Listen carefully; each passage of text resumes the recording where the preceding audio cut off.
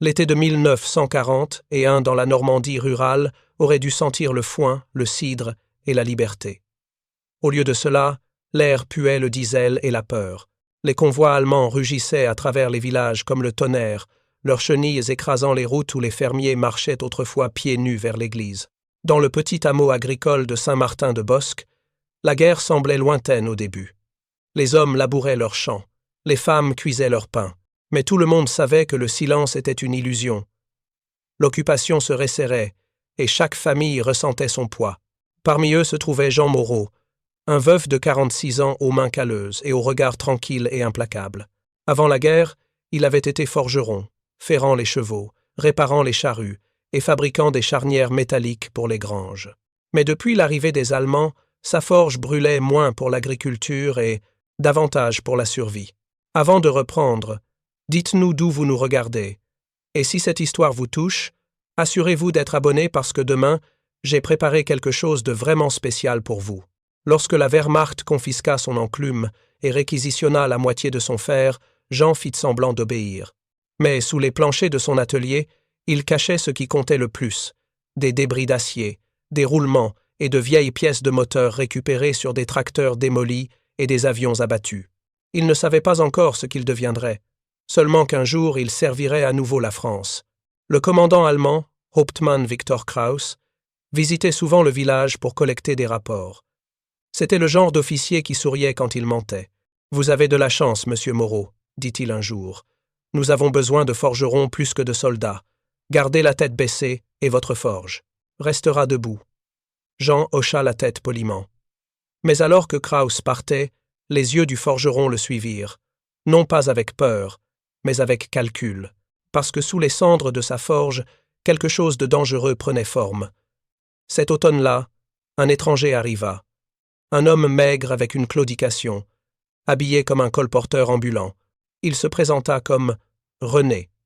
Ce n'est que plus tard que Jean apprendrait son vrai nom.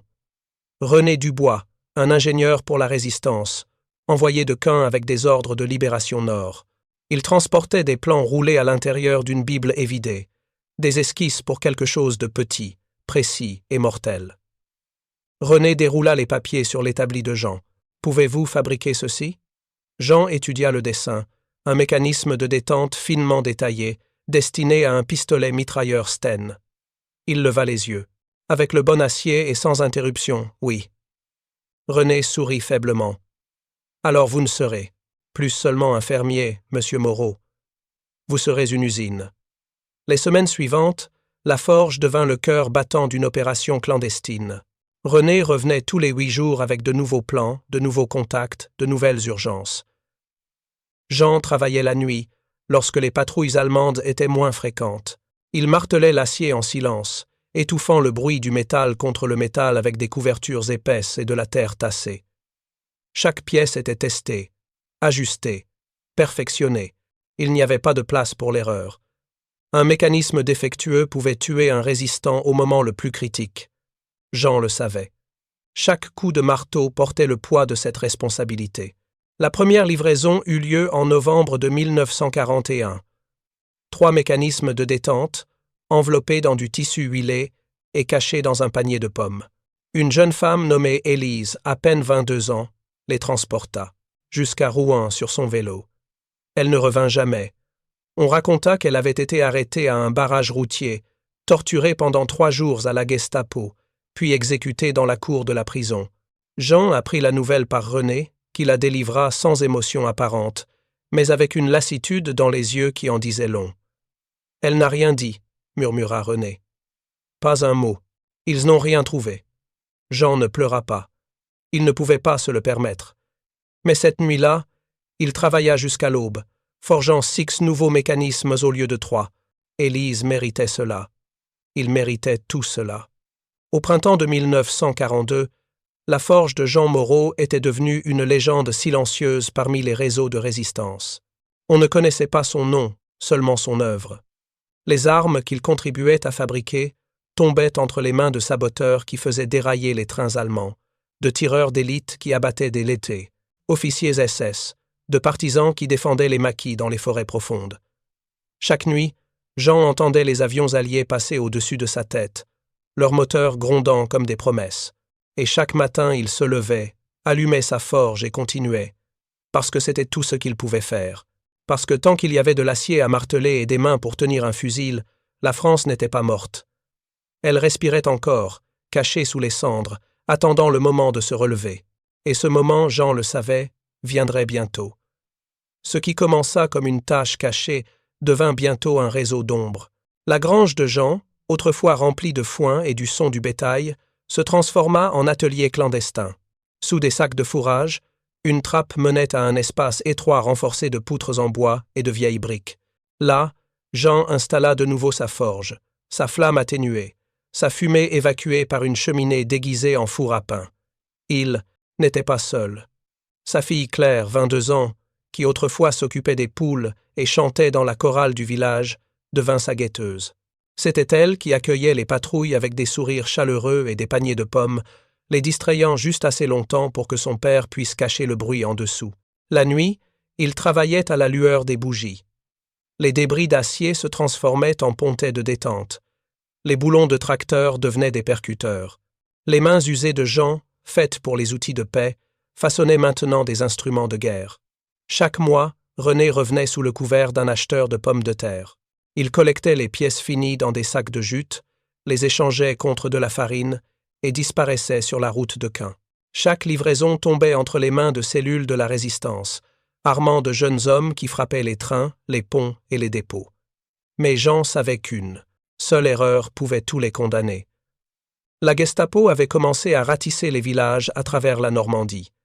Quiconque possédait des outils métalliques ou du matériel de soudage non autorisé était suspect. Un soir, une patrouille allemande s'arrêta à la forge.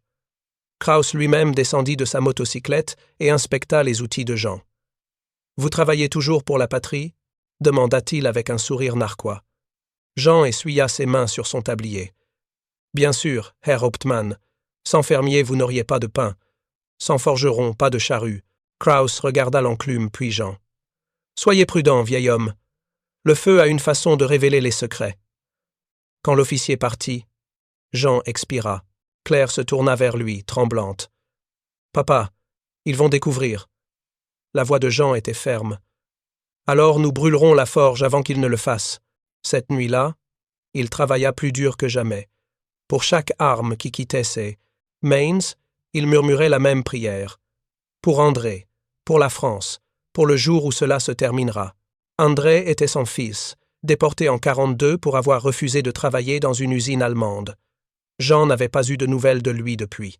Il travaillait non par haine, mais par espoir, que le même métal que les Allemands utilisaient pour asservir la France la libérerait un jour. Les mois passèrent dans une tension constante. Chaque coup de marteau résonnait comme un acte de défiance silencieuse. Chaque pièce forgée était une promesse que la France n'était pas vaincue, seulement endormie, attendant le moment de se réveiller. Claire apprit à reconnaître les bruits de la nuit, à distinguer le ronronnement d'un moteur allemand de celui d'un camion de fermier, à lire les visages des villageois pour savoir qui pouvait être de confiance et qui pourrait les trahir pour une miche de pain supplémentaire. Elle devint experte dans l'art de la dissimulation, cachant sa peur derrière un sourire innocent, détournant les soupçons avec des bavardages sur les récoltes et le temps. L'hiver de 1942 fut particulièrement brutal. Le froid mordait jusqu'aux os, et le charbon était rationné. Jean devait chauffer la forge juste assez pour travailler le métal, mais pas trop pour éviter d'attirer l'attention avec une fumée excessive. Ses doigts devenaient engourdis, ses articulations craquaient de douleur, mais il ne s'arrêtait jamais. Chaque nuit, il descendait dans son atelier caché, allumait sa forge diminuée et continuait son travail sacré. Claire lui apportait du café d'orge tiède et des morceaux de pain rassis, veillant à ce qu'il mange au moins un peu. Elle voyait son père vieillir sous ses yeux, ses épaules se voûtaient davantage, ses mains tremblaient légèrement lorsqu'il pensait qu'elle ne regardait pas. Mais elle voyait aussi la détermination dans ses yeux, cette flamme intérieure qui refusait de s'éteindre. En février de 1943, René arriva avec des nouvelles alarmantes. Plusieurs réseaux de résistance avaient été infiltrés. Des arrestations massives avaient eu lieu à Rouen et à Caen. La Gestapo resserrait son étau, utilisant des informateurs et la torture pour démanteler les cellules une par une. « Nous devons être encore plus prudents », murmura René, son visage creusé par la fatigue et le stress. Ils savent qu'il y a une source d'armes quelque part dans cette région. Ils ne savent pas encore où, mais ils cherchent. Jean hocha la tête gravement. Nous continuerons. Si nous arrêtons maintenant, tous ceux qui sont morts l'auront fait pour rien. René posa une main sur l'épaule du forgeron. Vous êtes un homme courageux, Jean Moreau. La France se souviendra de vous. Jean secoua la tête. Je ne veux pas qu'on se souvienne de moi. Je veux juste revoir mon fils. Cette nuit-là, après le départ de René, Jean et Claire restèrent assis en silence dans la cuisine sombre. Les bougies projetaient des ombres dansantes sur les murs de pierre. Dehors, le vent hurlait à travers les arbres nus, portant avec lui la promesse d'un printemps encore lointain. « Papa, » dit doucement Claire, « crois-tu qu'André est toujours en vie ?» Jean regarda fixement la flamme vacillante de la bougie. « Je dois le croire. Sinon, pourquoi continuerais-je » Claire prit la main rugueuse de son père dans les siennes. « Nous continuerons ensemble. Pour André. Pour la France. Jusqu'à ce que ce cauchemar se termine. » Jean serra la main de sa fille, sentant la force dans sa prise délicate. Elle n'était plus la jeune fille qui chantait dans la chorale. Elle était devenue une combattante, tout comme lui. Et ensemble, dans leur forge secrète sous la grange, ils continueraient à forger l'avenir de leur pays, un morceau d'acier à la fois, jusqu'à ce que la liberté revienne enfin, au début de 1944, des murmures remplissaient la campagne. Les avions alliés volaient plus bas. Des parachutes furent aperçus près des haies. René arriva une dernière fois, pâle et épuisé. « L'invasion arrive, » dit-il. « Bientôt. Nous avons besoin de tout ce que vous pouvez fabriquer. Engrenages, détentes, boîtiers, n'importe quoi. » Jean hocha la tête. Pendant 3 nuits sans sommeil, la forge flamba. Même les vaches devinrent agitées à cause du martelage. Claire cousit des sacs doublés de paille pour étouffer le son du métal à l'intérieur. Le 4 juin, une radio cachée dans un tonneau de farine grésilla. Le message codé de la BBC retentit. Les sanglots longs des violons de l'automne. Les yeux de René s'écarquillèrent. Cela a commencé. Ils chargèrent le dernier lot de pièces dans une charrette sous des sacs de navets. Claire conduisit, vêtue de son uniforme de pièces, laitière. La route vers Caen grouillait de patrouilles allemandes. À un point de contrôle, un soldat souleva un sac, renifla et plissa le nez. « Ça sent le pourri, » dit-il, la laissant passer. À l'aube, la charrette atteignit une grange près de Bayeux où des combattants de la résistance attendaient. Les pièces furent distribuées aux équipes de sabotage ciblant les lignes ferroviaires et les convois. Le travail de Jean, anonyme, non marqué, aiderait à paralyser les routes d'approvisionnement vers les plages de Normandie. Mais de retour à Saint-Martin-de-Bosque, les Allemands avaient remarqué quelque chose. Un collaborateur local avait vu la charrette de Claire partir la nuit. La Gestapo arriva l'après-midi suivant. Ils saccagèrent la maison, renversèrent les tonneaux et trouvèrent la forge cachée sous le sol de la grange. Jean et Claire furent arrêtés. Krauss supervisa personnellement la fouille. Quand il vit les outils cachés, son expression s'assombrit. « Vous avez prévenu, » dit-il froidement. « Vous avez fait votre choix. » Claire hurla alors qu'il traînait son père. Mais Jean ne dit rien. Il ne regarda en arrière qu'une seule fois, vers la forge qui brillait encore faiblement sous les cendres. Ils furent emmenés dans une prison à Rouen, un bâtiment de pierre grise qui sentait la moisissure et le désespoir. Les cellules étaient surpeuplées de résistants, de juifs, de prisonniers politiques, tous attendant leur sort dans l'obscurité humide. Jean fut séparé de Claire immédiatement. Il entendit ses cris s'estomper dans les couloirs, et son cœur se brisa d'une manière que même la mort de sa femme des années auparavant n'avait pas réussi à accomplir. Il avait mis sa fille en danger. Il l'avait entraînée dans ce monde d'ombre et de violence. Et maintenant, elle paierait le prix de sa résistance. Les interrogatoires commencèrent le lendemain. Jean fut traîné dans une pièce nue avec une seule ampoule, pendante, et une table tachée de sang. 2 officiers de la Gestapo l'attendaient, leurs uniformes impeccables contrastant avec la brutalité de leur méthode. « Qui vous a donné les plans ?» demanda l'un d'eux, sa voix presque courtoise. « Où sont les autres forgerons ? Nommez-nous les membres de votre réseau. » Jean resta silencieux. Il avait déjà décidé, bien avant son arrestation, qu'il ne parlerait jamais. Pas pour lui-même, mais pour tous ceux qui dépendaient de son silence. Pour René, pour les combattants qui utilisaient ses armes, pour les dizaines d'autres patriotes dont les noms ils ne connaissaient même pas. Les coups commencèrent doucement, presque expérimentaux, puis augmentèrent en intensité. Mais John avait passé sa vie à travailler le métal, à endurer la chaleur de la forge, à supporter la douleur des brûlures et des blessures. Son corps était habitué à souffrir. Son esprit était trempé comme l'acier qu'il forgeait. Pendant ce temps, dans une cellule à l'étage au-dessus, Claire subissait ses propres tourments. Les interrogateurs pensaient qu'une jeune femme se briserait plus facilement qu'un vieil homme têtu. Ils se trompaient. Claire avait hérité de l'obstination de son père et du courage de sa mère. Quand il la frappait, elle pensait à André, son frère disparu quelque part dans les camps de travail allemands. Quand il la menaçait, elle pensait aux jeunes hommes dans les maquis qui dépendaient des armes que son père avait fabriquées. Et quand il promettait de tuer Jean si elle ne parlait pas, elle savait que son père préférerait mourir 1000 fois plutôt que de voir sa fille trahir la France. Les jours devinrent des semaines. La nourriture était rare, l'eau encore plus. Les prisonniers murmuraient des nouvelles dans l'obscurité, des fragments d'espoir passés de cellule en cellule comme des trésors précieux. Le 6 juin, un prisonnier près de la fenêtre chuchota avec excitation. « Ils ont débarqué. Les Alliés sont sur les plages. » Les gardiens allemands devinrent nerveux, leurs mouvements plus brusques, leurs voix plus hautes. Ils savaient que leur temps était compté. Jean entendit la nouvelle et ferma les yeux, laissant une larme solitaire couler sur sa joue meurtrie. Ses pièces, ses engrenages, ses détentes avaient joué leur rôle. Les armes qu'il avait forgées dans le secret avaient aidé à préparer ce moment. La libération était proche. Le 12 juin, alors que les troupes alliées progressaient à l'intérieur des terres, les Allemands commencèrent à exécuter les prisonniers. Ils ne pouvaient pas emmener tout le monde avec eux dans leur retraite et ils ne voulaient pas laisser de témoins derrière eux. Jean fut conduit dans la cour de la prison avec 20 autres hommes. Il chercha Claire du regard, priant pour qu'elle soit épargnée, priant pour qu'elle survive pour voir la France libre. Alors qu'il se tenait contre le mur froid, attendant la décharge finale, Jean Moreau pensa à son fils André, à sa fille Claire, à sa France bien-aimée. Il pensa aux champs de blé doré, aux cloches de l'église sonnant le dimanche, à l'odeur du cidre en automne. Il était prêt. Il avait fait ce qu'il devait faire. Et quand les fusils se levèrent, Jean Moreau mourut comme il avait vécu. Debout, silencieux et inébranlable, un forgeron qui avait transformé le métal en liberté. Ils amenèrent Jean à Caen pour interrogatoire. La prison là-bas était remplie d'hommes et de femmes qui avaient choisi de se battre dans le silence.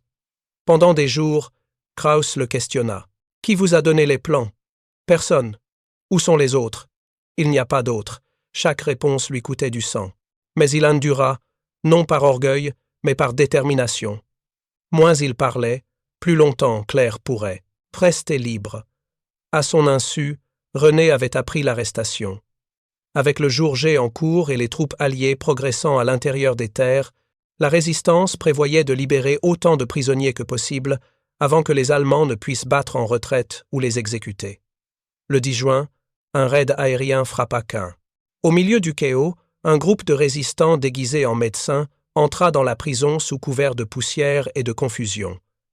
Ils ouvrirent les portes des cellules, criant en français « Vite, pour la France !» Jean sortit en trébuchant, blessé mais vivant. René l'attrapa par le bras.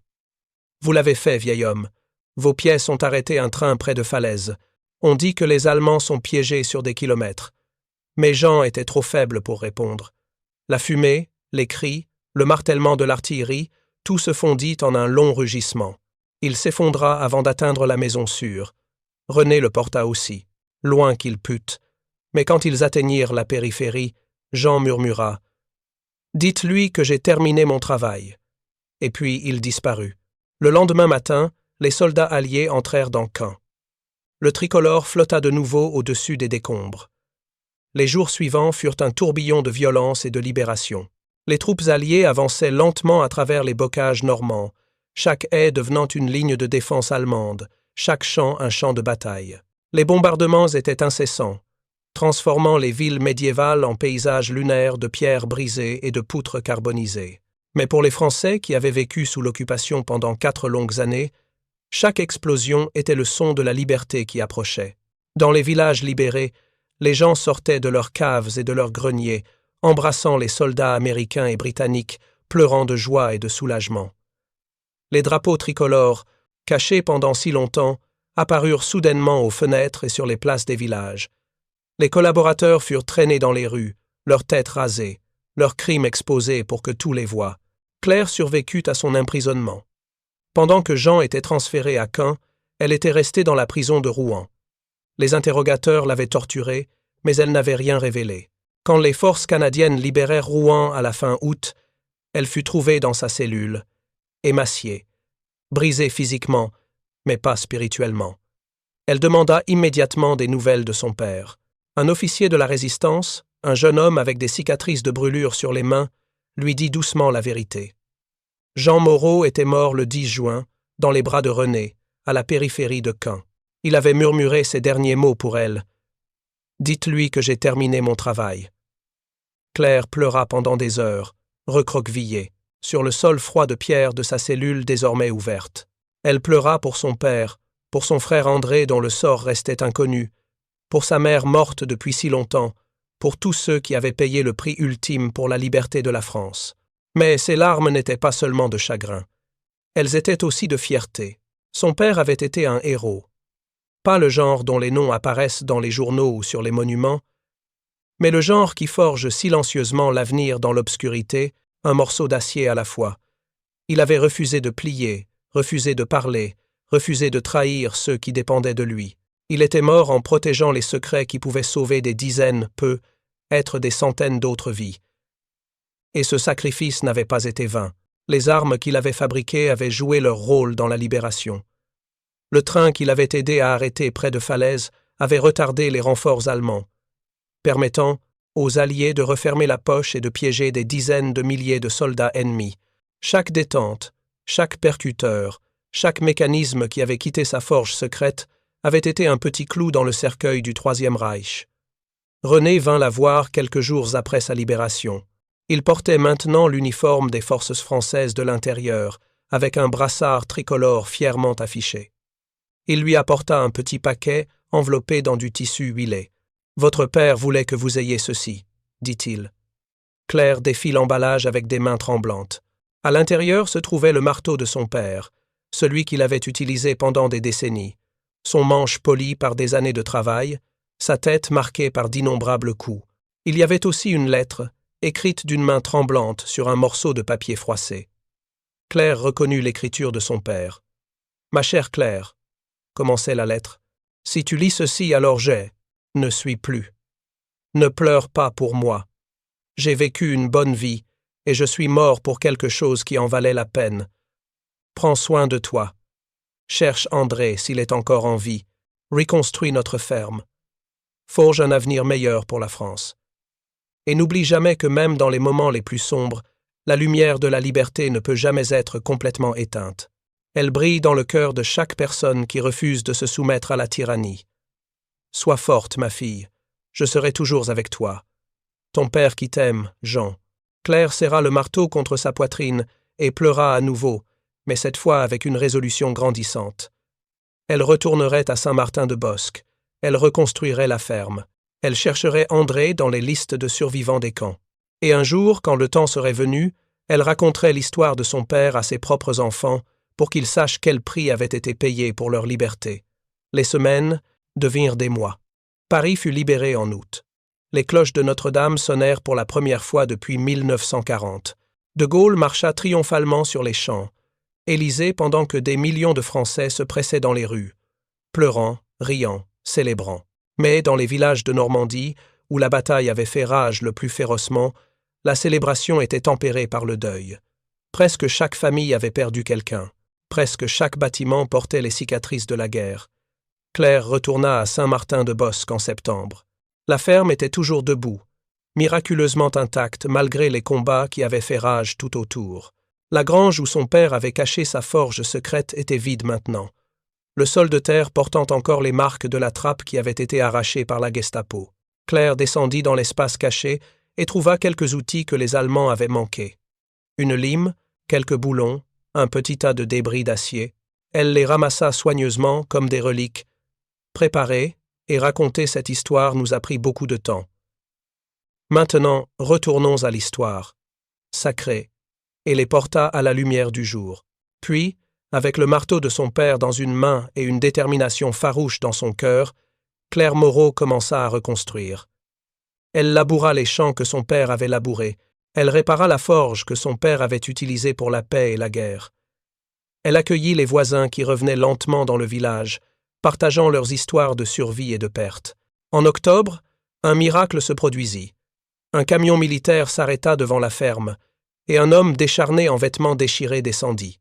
C'était André.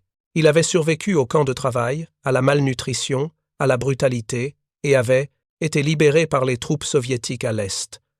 Il avait marché, fait de l'autostop, et mendié son chemin à travers une Europe dévastée pour rentrer chez lui.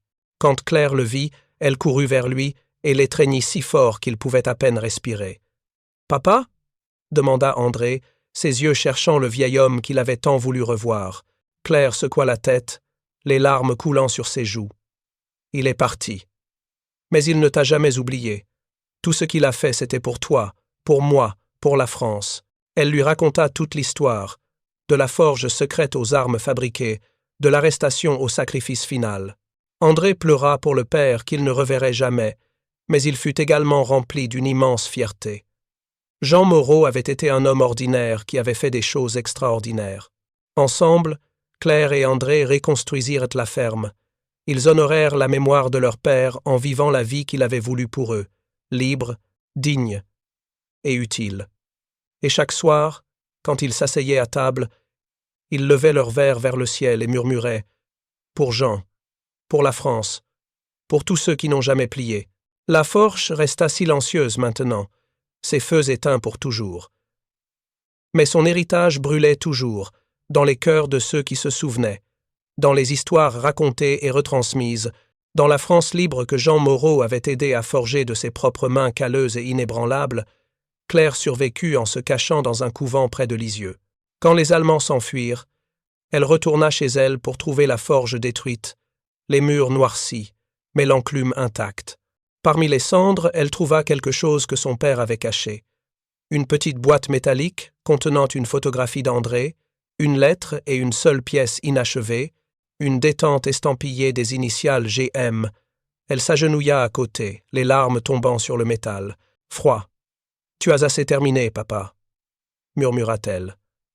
Une semaine plus tard, des ingénieurs alliés visitèrent le village. L'un d'eux, un major britannique, s'enquit des rumeurs selon lesquelles des fermiers locaux avaient aidé à approvisionner la résistance. Claire hésita, puis le conduisit aux ruines de la forge. L'officier examina les restes et sourit doucement. « Donc c'était l'usine de votre père. Les pièces d'ici ont retardé la colonne blindée allemande près de Bayeux. Elles nous ont fait gagner 12 heures le jour J. 12 heures. C'était la mesure du sacrifice de son père. Pas de médaille ni de monument, juste du temps. Suffisamment de temps pour que la liberté débarque sur les plages et commence sa longue marche vers l'intérieur des terres. » Dans les années qui suivirent, l'histoire de Jean Moreau se répandit tranquillement à travers la Normandie. Sa forge devint un symbole de la guerre cachée. La guerre menée non pas avec des armées, mais avec du courage déguisé en routine. De la fille courageuse qui transportait des paniers de pommes avec des secrets cachés en dessous, de la forge secrète sous la grange qui n'avait jamais cessé de brûler, même lorsque le danger était le plus grand. Claire ne se remaria jamais. Elle consacra sa vie à maintenir la ferme et à préserver la mémoire de son père. Elle transforma une partie de la grange en petit musée, exposant les outils que son père avait utilisés, les photographies de la famille avant la guerre et les documents qu'elle avait pu sauver. Des écoliers visitaient parfois, écoutant avec de grands yeux pendant qu'elle racontait l'histoire du forgeron qui était devenu un héros de la résistance. Elle ne dramatisait jamais, elle racontait simplement les faits. Un homme ordinaire qui avait fait ce qu'il pensait être juste, qui avait risqué tout pour sa patrie, qui était mort sans fanfare mais avec dignité. Les enfants posaient toujours la même question. Avait-il peur? Claire répondait honnêtement. Oui, je pense qu'il avait peur, mais il a fait ce qu'il devait faire quand même. C'est ça, le vrai courage. André, après son retour miraculeux des camps, vécut dans la ferme avec Claire pendant quelques années. Il était un homme changé, marqué par les horreurs qu'il avait vues, hanté par les cauchemars qui le réveillaient en hurlant dans la nuit. Mais lentement, avec l'amour de sa sœur et le travail apaisant de la terre, il commença à guérir. Il apprit le métier de forgeron de Claire, qui avait elle-même appris de leur père. Ensemble, ils rallumèrent la forge, cette fois pour des fins pacifiques, ferrer les chevaux, réparer les outils agricoles, fabriquer des grilles pour les maisons reconstruites. Mais André ne pouvait pas rester. Les fantômes étaient trop nombreux. En 1948, il émigra au Canada, cherchant un nouveau départ dans un pays qui n'avait pas été déchiré par la guerre. Il écrivit régulièrement à Claire, envoyant des lettres pleines de descriptions de vastes forêts, de villes en pleine croissance et d'une vie qu'il construisait lentement, pierre par pierre. Il se maria, eut 3 enfants, et leur raconta l'histoire de leur grand-père qu'il n'avait jamais connu, le forgeron de Normandie qui avait combattu les nazis avec un marteau et une enclume. Les décennies passèrent. La France se reconstruisit.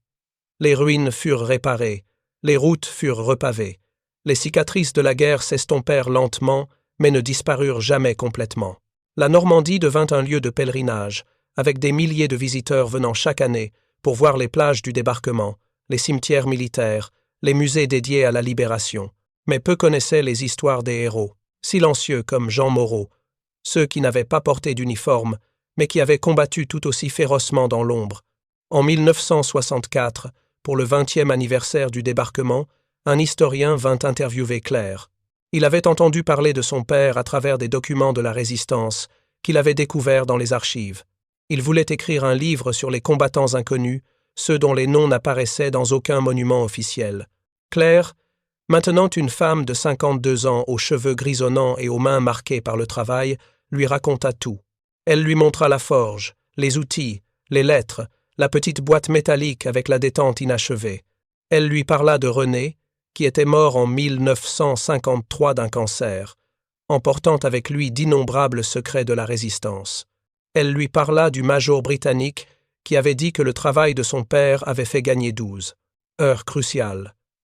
L'historien prit des notes frénétiquement, fasciné par chaque détail. « Votre père était un héros », dit-il finalement.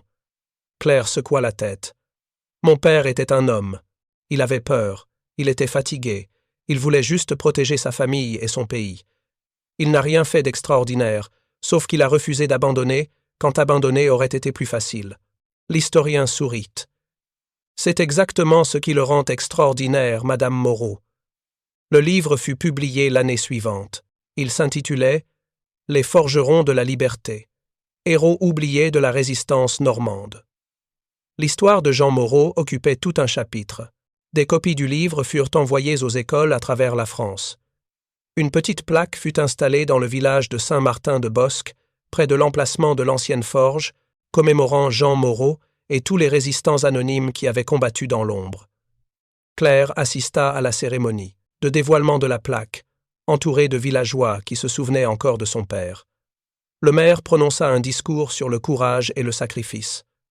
Des enfants chantèrent la Marseillaise. Des vétérans en uniforme fané saluèrent. Et Claire, debout devant la plaque qui portait le nom de son père gravé dans le bronze, sentit enfin une certaine paix. Son père n'avait pas été oublié. Son sacrifice n'avait pas été vain. Les générations futures sauraient ce qu'il avait fait, ce que tant d'autres comme lui avaient fait, pour préserver la liberté de la France. En 1984, pour le 40e anniversaire du débarquement, Claire fut invitée à Paris pour recevoir une médaille au nom de son père. Elle avait maintenant 72 ans, ses mains tremblaient légèrement, sa vue n'était plus ce qu'elle était. Mais son esprit était encore vif, sa mémoire intacte. Elle se tenait dans le grand hall du ministère de la Défense, entourée d'autres familles de résistants, et accepta la médaille des mains d'un général qui s'inclina respectueusement devant elle. « Votre père représente le meilleur de la France », dit le général. Dans les moments les plus sombres, quand la défaite semblait certaine, des hommes et des femmes comme lui ont gardé vivante la flamme de la résistance. Ils l'ont fait sans gloire, sans reconnaissance, souvent au prix de leur vie. Nous leur devons tout. Claire serra la médaille dans sa main et pensa à son père, à ses mains calleuses, à son regard déterminé, à sa voix calme disant « Nous continuerons ». Elle pensa à toutes les nuits qu'il avait passées dans la forge secrète, martelant le métal, façonnant la liberté pièce par pièce. Elle pensa aux 12 heures qu'il avait achetées avec son travail, ces 12 heures précieuses qui avaient permis aux Alliés de prendre pied sur les plages de Normandie. 12 heures qui s'étaient transformées en jours, en semaines, en mois de bataille, et finalement en victoire. 12 heures qui avaient changé le cours de l'histoire. Claire mourut en 1990, à l'âge de 78 ans. Elle fut enterrée dans le petit cimetière de Saint-Martin-de-Bosc, à côté de sa mère, et près de l'endroit où son père aurait dû être enterré s'il y avait eu un corps à enterrer. La ferme fut vendue à une famille de Paris qui voulait échapper à la ville. Ils préservèrent le petit musée que Claire avait créé, permettant aux visiteurs de voir les outils, les photographies et l'histoire du forgeron qui était devenu une légende. Aujourd'hui, si vous visitez Saint-Martin-de-Bosc, vous pouvez encore voir la plaque, légèrement ternie par les années mais toujours lisible. Ici se tenait la forge de Jean Moreau, 1904 à 1944, patriote et résistant, qui donna sa vie pour la liberté de la France. Et si vous, écoutez attentivement le vent qui souffle à travers les champs de blé, vous pouvez presque entendre le son d'un marteau frappant l'enclume, forgeant l'avenir, refusant d'abandonner, gardant vivante la flamme de l'espoir même dans les heures les plus sombres. 20 ans plus tard, en 1964, un mémorial fut construit près de la voie ferrée reconstruite près de Caen. Il ne portait aucune grande statue, aucun ange de marbre, seulement une enclume, noircie par l'âge, montée sur un piédestal de pierre. La plaque lisait « Aux fermiers de France, qui ont forgé la liberté sous leurs champs ». Claire assista à l'inauguration. Elle était plus âgée maintenant, ses cheveux striés de gris, ses yeux conservant toujours cette même force tranquille. Quand la foule se dispersa, elle resta en arrière, touchant la surface froide de l'enclume. De la gare voisine, un train passa, paisible, rempli de touristes.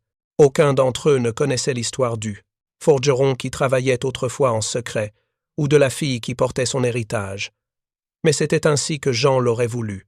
Parce que la vraie victoire n'était pas d'être rappelée, c'était de voir la terre libre à nouveau, les champs verts, la forge silencieuse.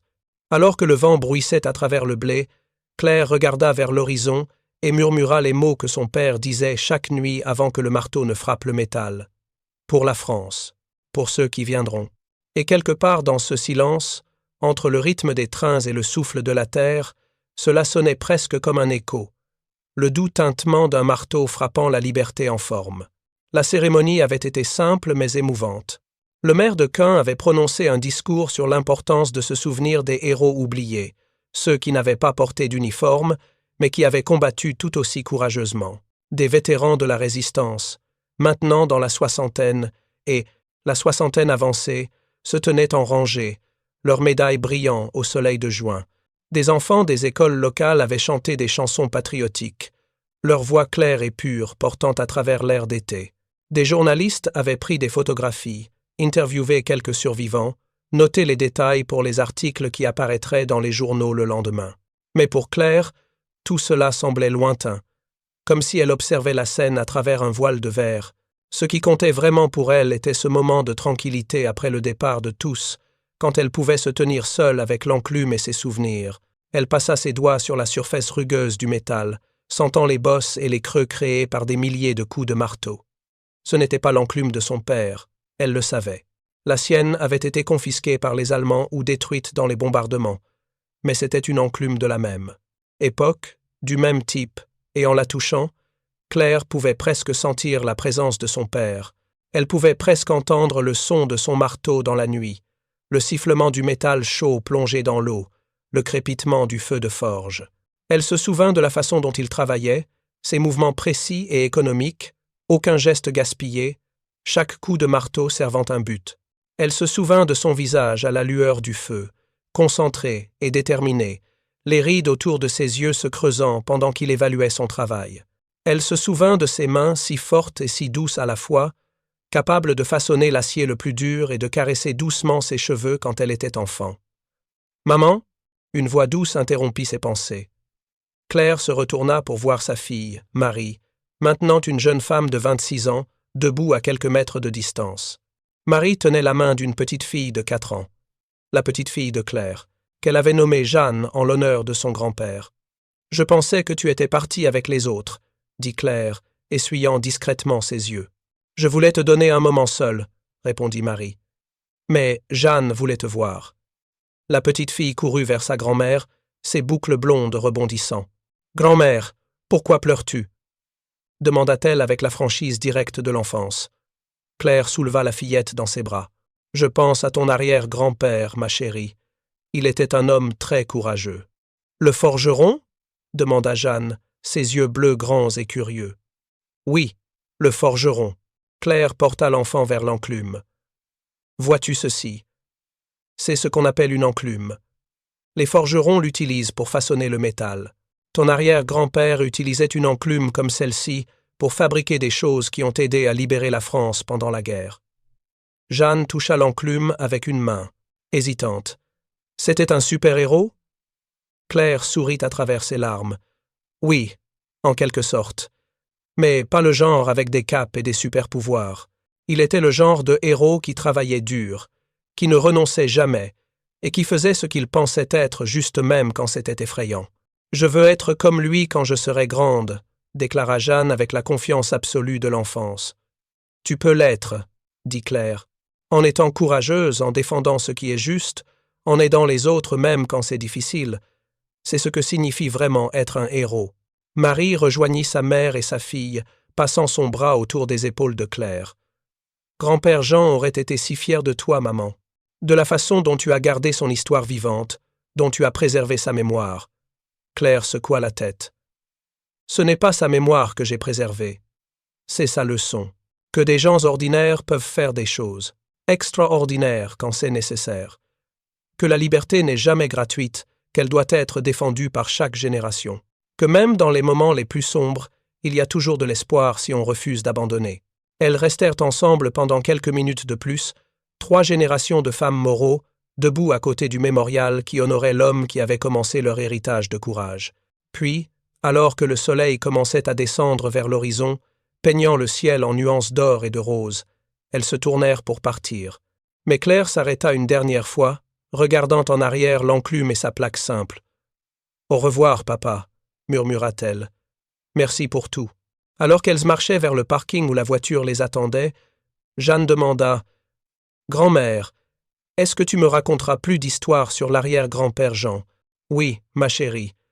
Je te raconterai toutes les histoires. Et quand tu, homme, vaste, et quand tu seras plus grande, tu les raconteras à tes enfants.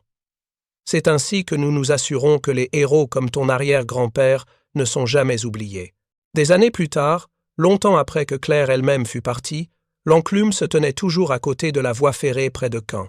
Les trains passaient régulièrement, transportant des passagers qui ne connaissaient peu, être pas l'histoire complète mais qui, s'ils regardaient par la fenêtre au bon moment, pouvaient voir le monument simple et se demander quelle histoire il racontait. Des écoliers visitaient lors de sorties scolaires, écoutant leurs professeurs expliquer l'importance de la résistance française. Des historiens incluaient l'histoire de Jean Moreau dans leurs livres et articles. Des cinéastes s'inspiraient de son histoire pour leurs films sur la guerre, et à Saint-Martin-de-Bosque, la petite plaque près de l'ancienne forge attirait occasionnellement des visiteurs qui s'arrêtaient pour lire, pour réfléchir, pour se souvenir. L'héritage de Jean Moreau n'était pas dans les monuments de marbre ou les défilés grandioses. Il était dans les leçons transmises de génération en génération, dans le courage de ceux qui refusent de rester silencieux face à l'injustice, dans la détermination de ceux qui continuent à se battre, même quand la victoire semble impossible. Il était dans chaque acte de résistance ordinaire, dans chaque personne qui choisit le bien plutôt que le facile, dans chaque cœur qui refuse de plier sous la tyrannie. La forge était silencieuse maintenant, ses feux éteints pour toujours. Mais l'esprit qui l'avait autrefois animé brûlait toujours, transmis à travers les années, un héritage de courage et de sacrifice qui ne s'éteindrait jamais. Et quelque part, dans le vent qui soufflait à travers les champs de Normandie, on pouvait encore entendre, si on écoutait très attentivement, le doux tintement d'un marteau frappant l'enclume, forgeant la liberté, refusant d'oublier, rappelant à tous ceux qui venaient après que le prix de la liberté est éternel et que sa défense est le devoir de chaque génération. Préparer et raconter cette histoire nous a pris beaucoup de temps. Alors si vous l'appréciez, abonnez-vous à notre chaîne, cela compte énormément pour nous. Maintenant, retournons à l'histoire.